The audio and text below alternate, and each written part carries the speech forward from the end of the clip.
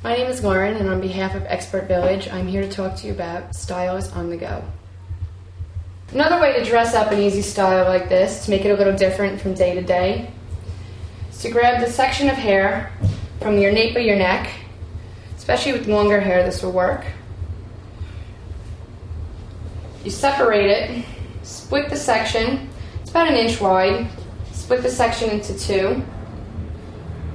Literally, with a little bit of product, smooth them, and just roll them around each other, twist them. Depending on how much you want your rope to be noticed, you're going to make them bigger sections or smaller sections. If I wanted this to be thicker, I would grab more than that inch. After you finish twisting, you are simply going to lift it, place it over the head, take a bobby pin,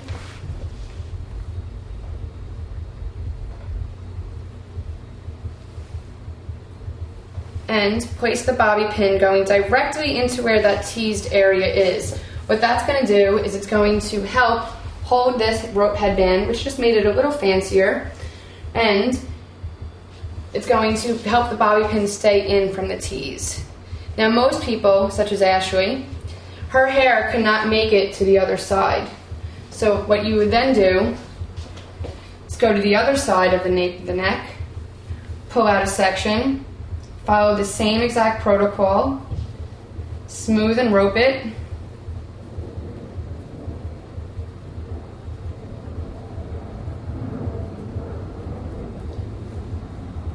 and then you will meet that halfway through the middle. You will lift, bring it back around, place it underneath the first rope that you did. Grab a bobby pin, insert it going backwards into the teased portion of hair for better control. And then you can hide it underneath. As you can see, it dressed up her little do and made the hair a little bit fancier without adding anything and taking under 3 minutes in order to do it.